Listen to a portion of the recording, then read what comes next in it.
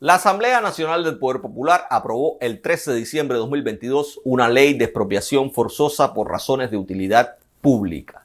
Luego de la promulgación de la normativa, muchas personas han mostrado preocupación porque las autoridades cubanas pudiesen utilizarla como argumento para expropiar las casas de quienes emigren del país y decidan o no puedan vender o traspasar sus inmuebles antes. Ante esas preocupaciones, te invito a que me acompañes hasta el final de este video para evaluar las posibilidades de un suceso como ese y las posibles implicaciones de la ley aprobada por los diputados cubanos en fechas recientes. Recuerda, como siempre te pido, apoyar nuestro trabajo suscribiéndote a nuestro canal de YouTube, enviándonos estrellas desde Facebook o donaciones puntuales a través de nuestra cuenta de PayPal. Igual puedes apoyar lo que hacemos compartiendo nuestros contenidos con la gente que aprecias, porque como siempre te digo también, eso no empacha.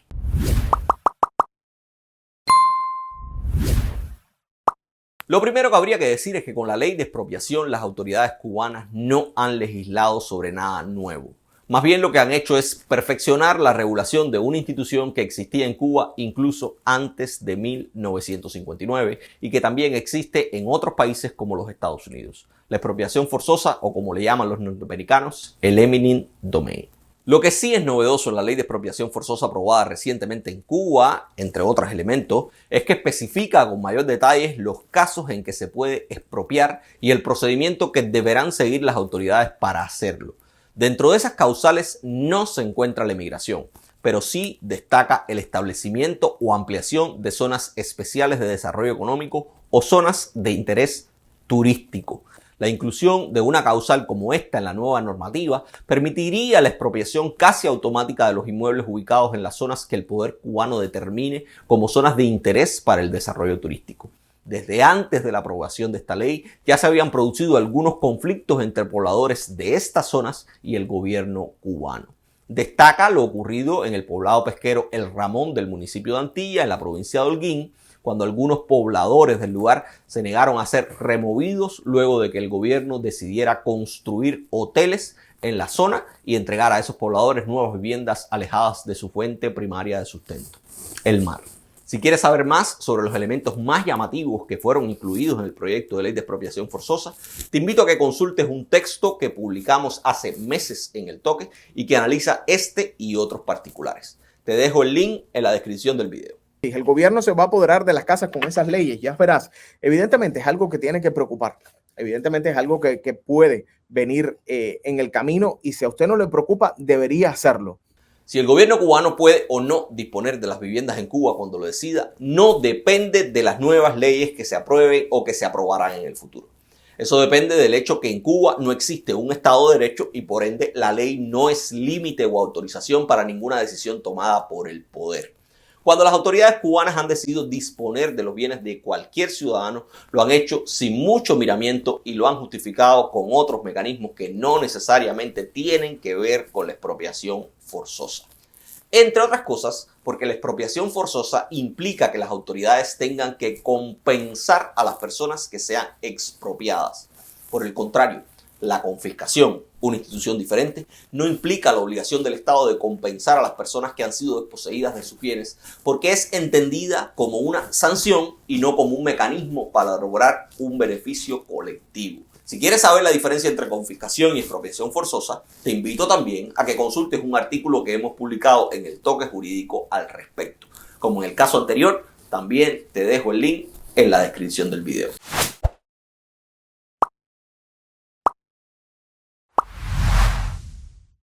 Los propietarios de viviendas en Cuba no deberían preocuparse por lo que viene. El uso de la confiscación como mecanismo para quitarle la vivienda a la gente en Cuba es de larga data y no depende de lo que vendrá. Es algo vigente todavía hoy. ¿Cuánta gente no perdió sus inmuebles durante la Operación Maceta en los 90? ¿Cuántos arrendadores no perdieron sus viviendas por incumplir las normas del trabajo por cuenta propia o por rentar sus espacios a prostitutas? ¿Cuánta gente hasta el año 2011 no perdía sus inmuebles con todo lo que tenían dentro cuando decidían irse definitivamente del país? Para los que son más jóvenes, antes del 2011, el Estado cubano confiscaba las viviendas de quienes salían definitivamente del país. No existía la posibilidad de comprar y vender inmuebles a menos que se la vendieras al propio Estado y al precio legal establecido por este. Cuando decidías salir del país, tenías que pedir permiso a las autoridades y éstas te daban o no una carta blanca que permitía tu salida. Pero también se enteraban que podían confiscar todo lo que tenías y enviaban a un funcionario a la vivienda de los futuros emigrantes para inventariar todo lo que había dentro, hasta las cucharas. Después de ese inventario, no podías sacar ninguno de los bienes que habías acumulado con tu propio esfuerzo y tampoco recibías nada por ellos. Todo porque la emigración ha sido y sigue siendo vista por el régimen cubano como un acto que merece ser sancionado con la pérdida de todos los bienes y derechos. Y digo que sigue siendo vista porque aunque en el 2011 se modificaron muchas de estas cosas y fue teóricamente derogada la ley que desde 1961 estableció la confiscación de los bienes de los que salían definitivamente del país, hasta la fecha quienes son considerados emigrados por las autoridades cubanas siguen sufriendo el decomiso y la confiscación de sus bienes, incluidas sus viviendas. Quienes permanecen más de 24 meses fuera de Cuba no pueden seguir siendo propietarios de inmuebles en el país. Así lo establece el artículo 81 de la Ley General de la Vivienda vigente, que fue modificado después de 2011. Fue modificado, pero no para decir que los emigrados pueden mantener sus propiedades en Cuba, sino para decir que el Estado, una vez que las confisque, no puede quedarse con ellas, sino que tiene que transmitirlas gratuitamente o mediante pago a los copropietarios y algunos parientes atendiendo un orden establecido en el propio artículo. En resumen, después de las reformas migratorias del 2011, el Estado sigue confiscando las viviendas de los emigrados, pero ya no se queda con ellas, a menos que no exista ningún pariente de los mencionados en el artículo 81 de la Ley General de la Vivienda.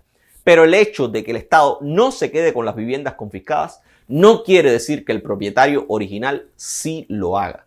El derecho de propiedad se sigue extinguiendo una vez que los cubanos han sido declarados emigrados.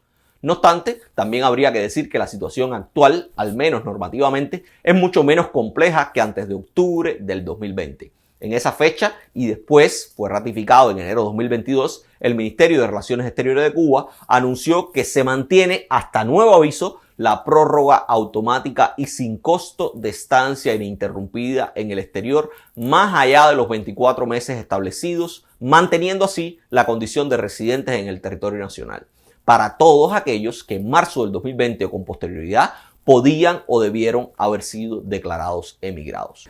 Contamos con el esfuerzo y el apoyo de las autoridades de los países donde se encontraban varados los cubanos. Contamos con el apoyo de amigos y solidarios radicados en estos países y también con el apoyo de las aerolíneas que organizaron y realizaron estos vuelos charter. Pero se mantiene vigente hasta nuevo aviso la moratoria que permite que los ciudadanos cubanos que viajen al exterior por motivos personales, permanezcan en el extranjero de manera ininterrumpida por un espacio superior a los 24 meses que la ley migratoria cubana establece. Por ende, todos los que en marzo del 2020 o después cumplan 24 meses fuera de Cuba no deben haber sido declarados emigrados y por tanto deben también mantener las propiedades sobre los inmuebles que dejaron en el país. Muchos analistas consideran que luego de la suspensión por más de 2 años del término de los 24 meses para la pérdida de la residencia legal en Cuba, el régimen cubano podría estar pensando en eliminar esa restricción en futuras normativas. Esa es una conclusión que no parece descabellada por varias razones. La primera es porque el régimen ha demostrado ser incapaz de sobrevivir sin el aporte de la comunidad cubana residente en el exterior. Y cada vez resuelve menos con el chantaje y la extorsión o con el uso de los familiares que quedan en Cuba como rehenes de las necesidades o la represión. Por eso, incluso luego de haber rebasado, de acuerdo con las declaraciones de los propios dirigentes cubanos, pues luego de haber rebasado la causa fundamental que motivó la suspensión del término de los 24 meses, y me refiero a la pandemia, los gobernantes cubanos han decidido mantener esa suspensión y con ella han eliminado de facto la categoría de emigrado y las consecuencias que de esa declaración se derivan. Esa es la razón principal para que muchos consideren que el próximo paso será la eliminación de un término que es absurdo, discriminatorio y cuya desaparición puede ser ofrecida como moneda de cambio y muestra de buena voluntad de un régimen que necesita más que nunca del dinero de su emigración, pero que no está dispuesto a ofrecerle derechos políticos. Permitir que los emigrados mantengan sus propiedades en Cuba serviría para que los cubanos pensaran siempre en regresar e incluso invertir su dinero en el país sin necesidad de utilizar testaferros. Al mismo tiempo, no movería ni un milímetro las bases de control del régimen cubano que ya inventó una categoría adicional como la residencia efectiva, que dice que la residencia legal no garantiza el ejercicio de derechos políticos y que además mantiene intacta su capacidad de disponer, más allá de la ley o mediante su uso, de los bienes de cualquiera en el país, sin importar si es cubano, residente o extranjero. El hecho de que puedas poner tu nombre en un título de propiedad en Cuba, a pesar de vivir en los Estados Unidos o en la Conchinchina, no te garantiza ni ahora ni mañana que por cualquier razón, incluso por alguna de las consideradas como de utilidad pública o interés social, pueda ser desposeído de los bienes que acumules.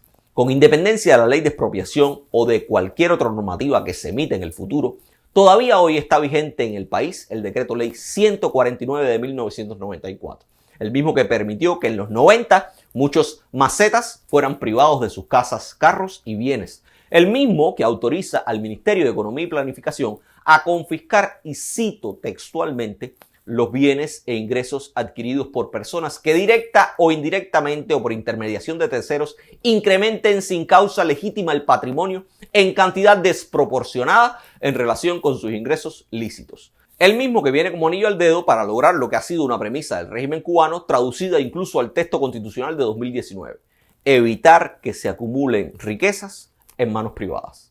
Para terminar, te recomendaré un último texto que hemos escrito sobre algunos de los temas más importantes que hemos abordado en este video. Te invito a que leas y compartas desde el link que te dejaré también en la descripción. En este texto intentamos responder a la pregunta de si podrías perder tu casa con la nueva ley de expropiación. Recuerda siempre apoyar nuestro trabajo suscribiéndote a nuestro canal de YouTube, enviándonos estrellas desde Facebook o haciéndonos una donación a través de nuestra cuenta de PayPal. Y claro, recuerda compartir, que eso no empacha. Y hoy te he dejado material de lectura que, como te dije, gasta menos megas. Nos vemos en la próxima entrega.